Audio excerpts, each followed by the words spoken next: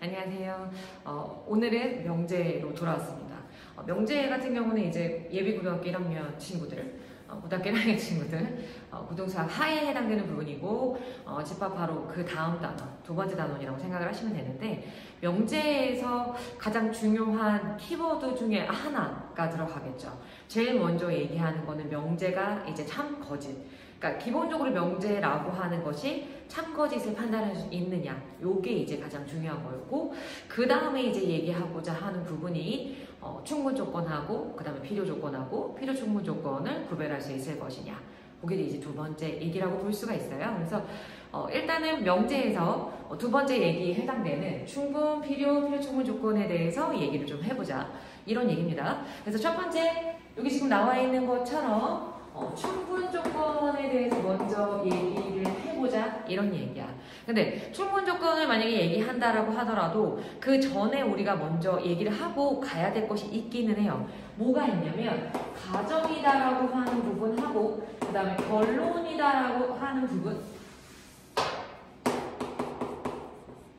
그러면 우리가 사실은 요즘에 대부분 교재에서는 그랬던 것 같아요. 그러니까 대부분 다 앞에 있는 게 무조건 가정이 되는 경우가 많았던 것 같고, 그 다음에 뒤에 있는 부분에 어떤 이제 조건들이 결론이 되는 경우가 대부분이었었어. 굳이 뭐 특별하게 생각하지 않더라도 나와 있었던 것 같고 해서 근데 이제 가정하고 결론이 사실은 자리를 바꾸는 경우들이 있기 때문에 그거를 한번 언급하고 가면 좋지 않을까. 일반적으로 가정이든 결론이든 간에 어쨌든 이것들은 다 조건에 관한 얘기를 하는 거지.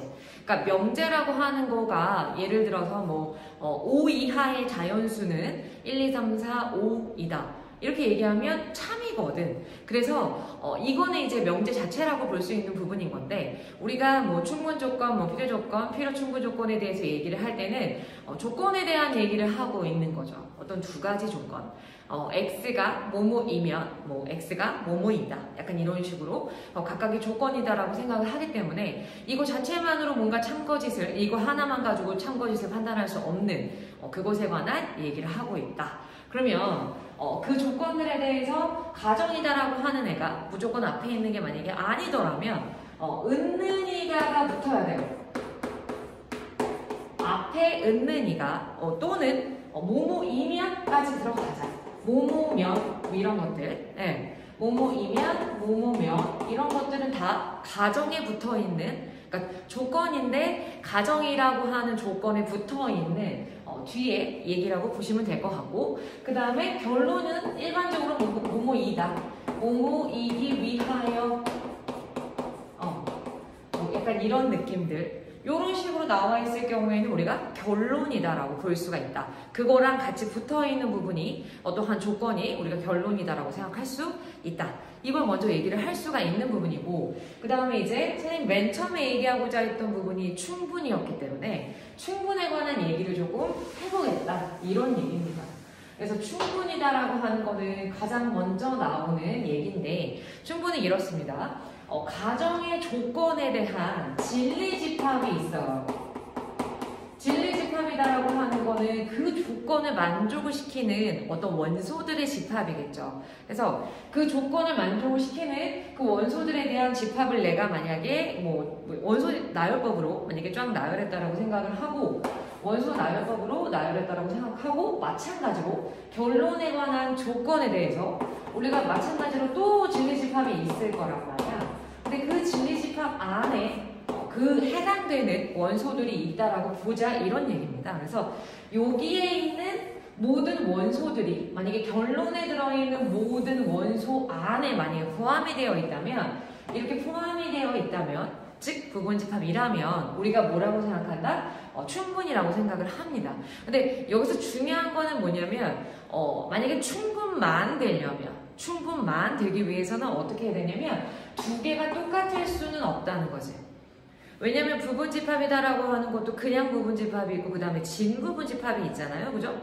진부분집합이다라고 하는 거는 자기랑 똑같이 생기래도 사실은 부분집합이긴 하지만 진짜 부분집합은 아니기 때문에 그거 하나를 뺀 거를 우리가 이제 진부분집합이다라고 표현하는 것처럼 충분이다라고 하는 게 어떻게 모든 원소가 여기 모든 원소 안에 들어가면 기본적으로 우리가 충분이라고 얘기할 수 있지만 완벽하게 원소가 똑같다라고 하는 경우는 이제 충분만 그러니까 충분만 해결되는 경우가 아닐 수도 있다는 거죠. 그러니까 충분히 되려면 충분만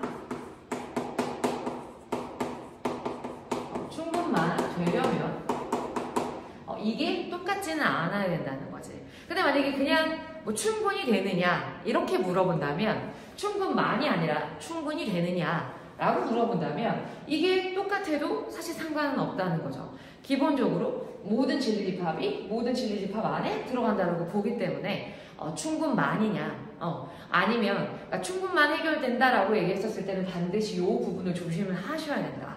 왜냐하면 물론 한번 들은 친구들은 다 알겠지만 필요 충분 조건이다라고 하는 부분이 있기 때문에 그렇습니다. 그래서 문제상에서 그 부분을 구별하지 않고 낸다면 괜찮은 거고 두 개가 똑같아도 만약 구별을 한다면 완벽하게 똑같은 상태는 되지 않는다라고 생각을 하시는 게 맞을 것 같아요. 두 번째 한번 가볼까요? 두 번째 같은 경우에도 지금 막 뭔가 크게 다르게 바꿀 건 없다는 거지. 진리집합이 가정과 결론에 대해서 각각 있다라고 생각을 했었을 때 이번에는 여기 결론에 있는 모든 원소들이 가정에 있는 모든 원소 안에 포함된 지는 진리집합에 해당이 된다면, 그러니까 부분집합에 해당이 된다면 우리가 이 경우를 우리가 뭐라고 하냐면 필요라고 표현을 합니다. 필요 조건이다라고 표현을 하겠다는 거야. 필요 조건이다라고 하는 게 뭐라고요?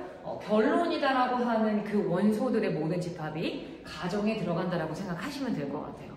무슨 말인지 아시겠죠? 근데 마찬가지로 만약에 필요만 된다라고 생각을 하잖아요. 그죠?